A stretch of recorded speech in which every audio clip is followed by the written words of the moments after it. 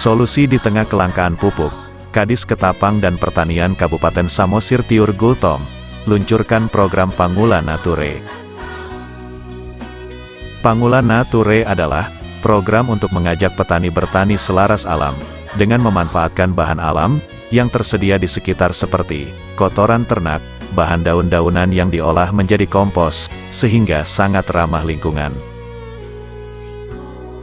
Pembuatan pupuk organik itu ada yang padat, dan juga cair, pestisida nabati dan pakan organik. Berikut pembinaan dan penyuluhan Dinas Ketapang dan Pertanian Kabupaten Samosir, dengan program Pangula Nature melalui kelompok tani yang sudah terbentuk, mencakup pembuatan dan pemanfaatan pupuk organik, pestisida nabati, pembuatan dan pemanfaatan pakan organik, pengaturan pola tanam dan pembentukan kelompok tani peduli api.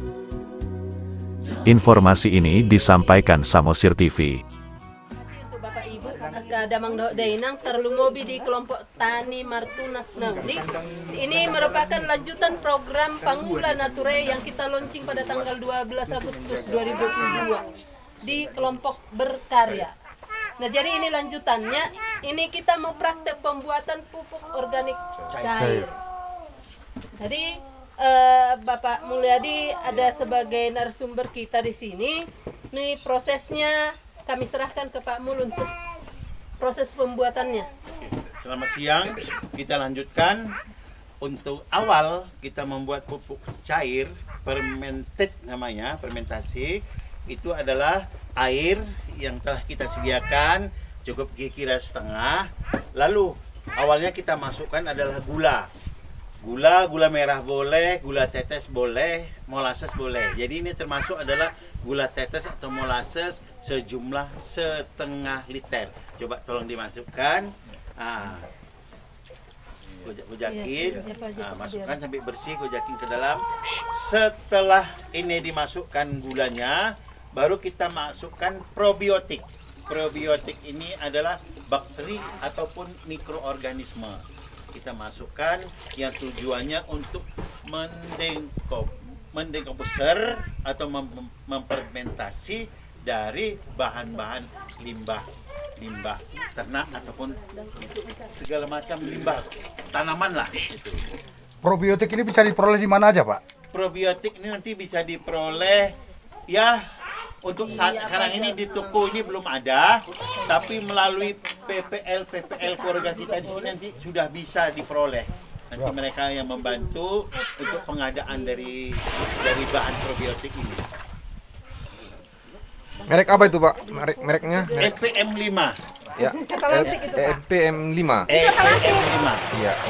Efektif probiotik mikroorganisme 5. Ya. Yang berapa liter itu, Pak? Ini 1 liter. 1 liter ya. Bahan 1 liter. Ya. Oke, ini langsung masukin. Ini bahan bakteri ini aman bagi lingkungan kita, aman. Aman, Pak ya. Amannya contohnya ini saya masukkan jari saya. Ini kalau kena ini aman. Ini tanda aman. Nah, itu aja. Ini nanti nilai orang karena hanya bapak yang apa kan itu, Pak. Nanti nilai hanya karena bapak. Betul. Oh, mantap. Mantap. Ya. Tapi ulah kita biar kita becu dan doa kayak ini kita hotel tu ini kan. Putusan ini. Selama Sakarto nanti buka dis. Ya, lanjut. Udah itu diaduk, habis diaduk kita mulai kita masukkan. Setelah ini ditambah air, kita masukkan adalah bahan-bahan organik. Barang organik ataupun limbah ternak langsung kita masukkan.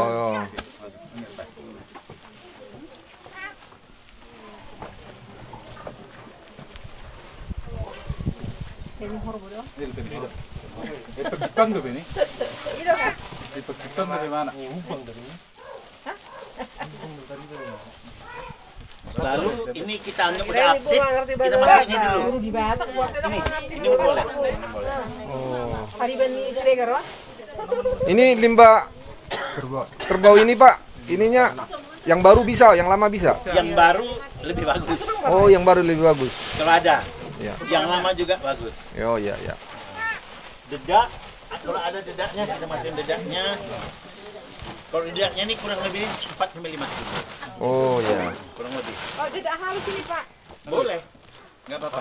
Halus. Iya. Mahal Ini 15.000 sekilo di haluson. Kalau di Medan mahal. 15.000 sekilo. Kemarin. Dedak kasar aja di sini 1.000 kurang lebih katanya ya. Bisa diaduk langsung pakai kayu. goyang. Engkau nak tong tarama tu so. Iya.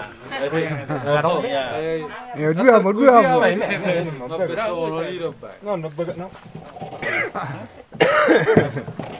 Atong kamu ni man baca aku kau tu sih kan. Dalam nggak dong be. Ai bagian ni ngetiad do maben gula merah somon. Tidak.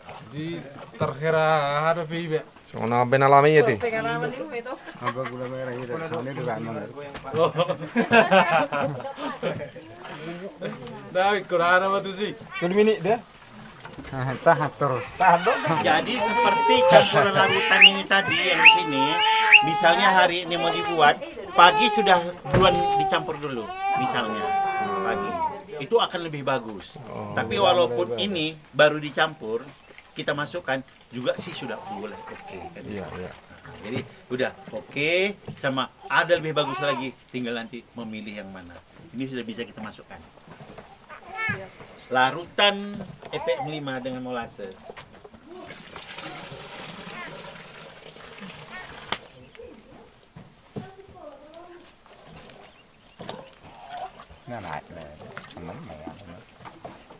Sambil ditambah air. Lalu kita masukkan asam aminonya, nutrisinya. Asam amino. Yang mana Pak? Coba Pak. Ya, asam Merek apa amino. nih Pak? Atlantik. Atlantik. Ya. Oke. Ya, ya. 1 liter juga Pak ya? 1 liter. Ya.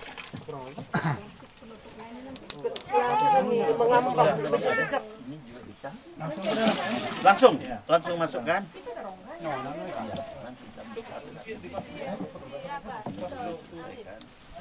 Dia bisa dimasukkan itu apa Pak? Masuk, dia bisa masukkan langsung. Takaran 1 liter ini untuk berapa liter air Pak? Asam amino ini. Asam amino.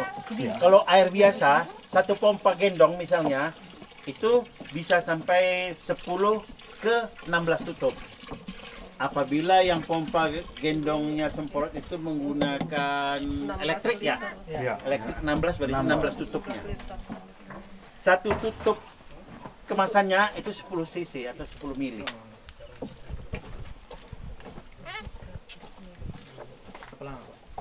Disimpan proses selama 5 hari. Dengan catatan perharinya buka nanti penutupnya, aduk seperti ini. 3 menit aja. 3 menit pengadukan. Mau 5 menit lebih bagus. Minimal 3 menit ya, Pak. Nah, minimal 5 menit. Nanti tutup lagi. Kalau bisa pagi dan sore. Waktunya hanya bisa 1 hari. Boleh. Mengering. Sekali. Berarti setelah dibuat ini 5 hari baru bisa dipergunakan. Itu Ya, maksudnya Pak? hari ke-6 sudah bisa dipergunakan langsung ke semua tanaman. Tandanya dia udah jadi, Pak. Awal sebelum dia jadi, dia itu akan pembentukan gas. Nah, setelah nanti 5 ke 6 hari, aromanya nih kayak aroma fermentasi dia. Jadi aroma yang tadi misalnya limbah kotoran tadi dia udah hilang. Kalau 1 drum ini Pak, untuk berapa hektar lah ini? Bisa berapa hektar atau berapa rantai? Jadi dari awal kalau tanaman cabai ya, di awal tanaman yang masih muda, yang masih segini, Iya. dia pemakaiannya 1 liter Iya. untuk pupuk cair, Iya. ditambah air 3 liter. Iya. Tambahnya air 3 liter. Itu perbandingannya. Jadi setelah ini jadi, kalau untuk tanaman yang muda, dia akan menjadi 4 drum. 4 drum. 4 drum. Jadi 4 drum inilah yang bisa untuk tanaman, kalau dia tanaman cabai bisa sampai 1 hektar lebih. Oh iya. Hektar lebih. Itu tanamannya masih kecil. Tapi udah tanaman nanti dia pada usia 1,5 bulan sampai ke 2 bulan, dia campurannya 1:1. Iya. 1:1 itu. perbandingannya penggunaannya. Jadi 1 jadi 2 drum. Iya, oh iya, oke. Kasih.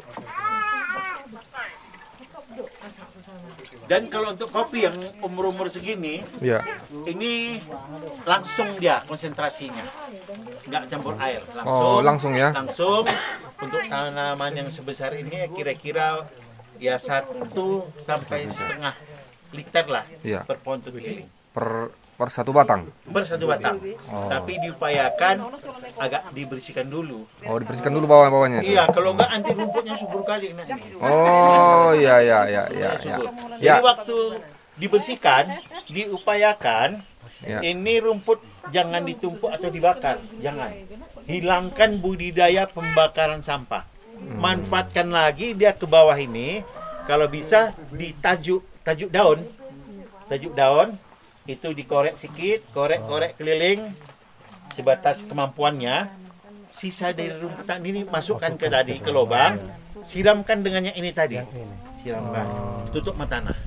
Nah, jadi double kompos namanya, double.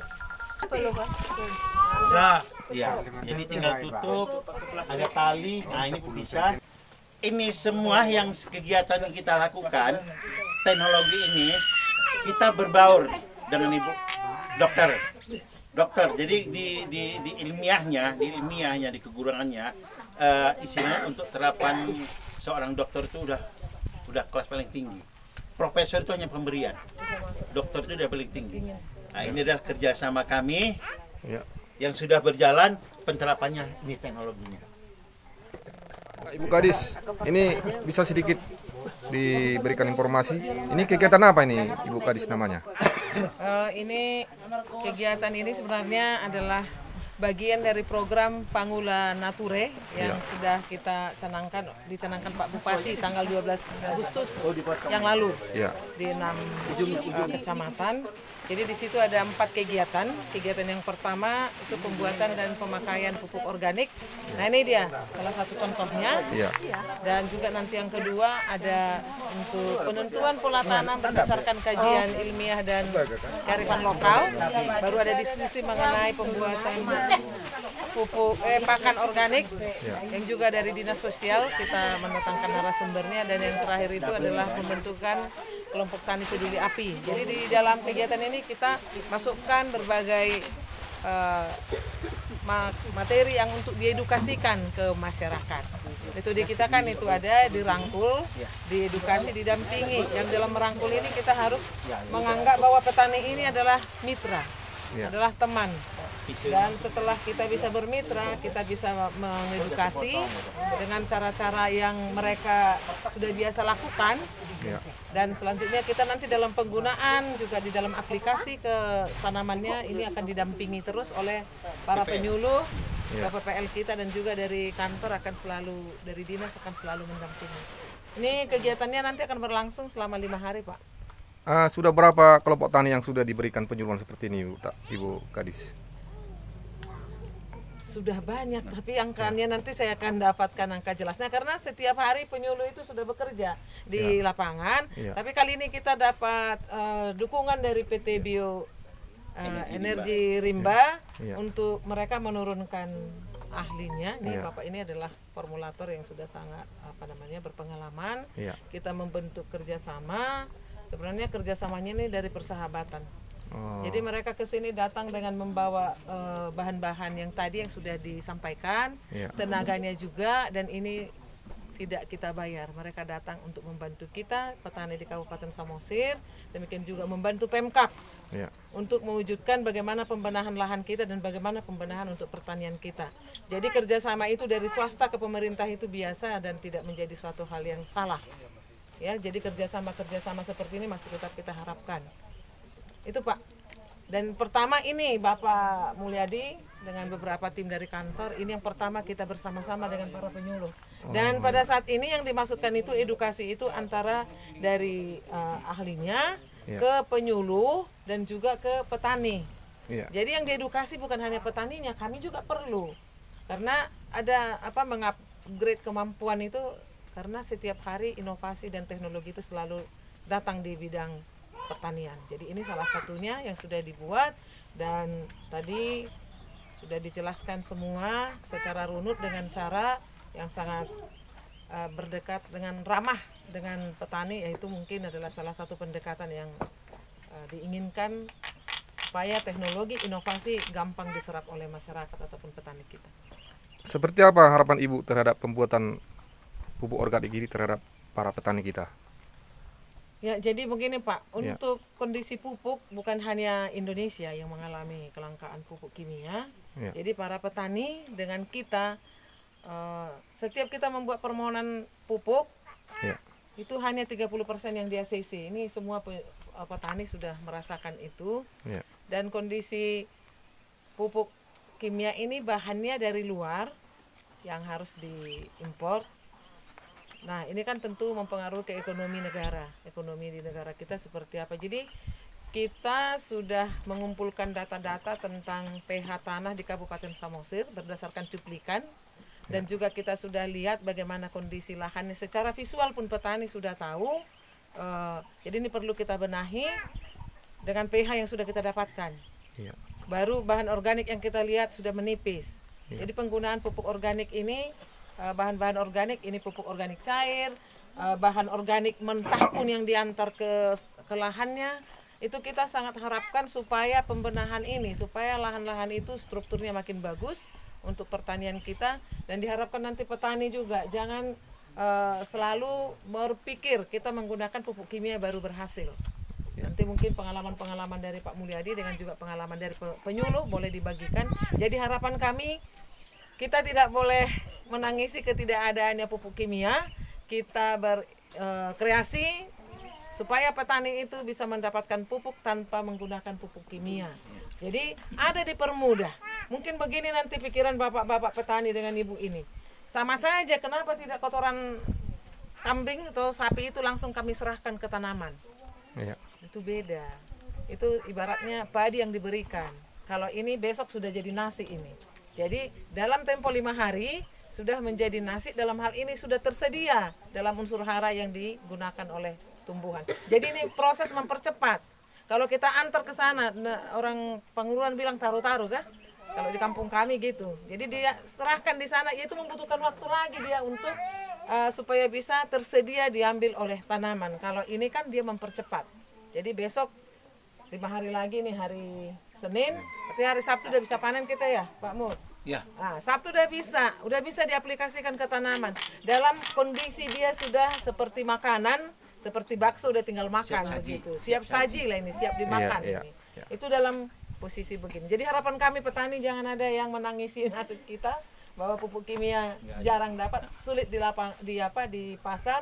Kita boleh beralih menggunakan pupuk organik, pupuk organik cair, pupuk organik padat, menggunakan ekoenzim, bagaimana menggunakan dekomposer juga, itu sangat baik. Jadi tetap saya titipkan, jangan membakar lahan lagi. Dengan membakar lahan, terbakarlah mikroorganisme yang ada, yang bagus-bagus yang di lahan itu. Nah itu juga kami titipkan itu. Dan juga kalau untuk tanaman-tanaman sekarang ini, tanaman ladang atau perkebunan, nah itu tidak kita arahkan untuk pola tanam yang serentak tadi. Kita nanti masuknya itu ke tanaman pangan untuk padi dan jagung. Kalau boleh serentak dan juga bawang. Dan kita akan melakukan rotasi. Jadi bukan hanya pupuk ini yang menjadi tujuan kita. Dalam membagi pengalamannya pun Pak Mulyadi itu boleh disisipkan di dalam bagaimana kita jangan membakar lahan. Karena akan terbakar mikroorganismenya. Demikian Pak.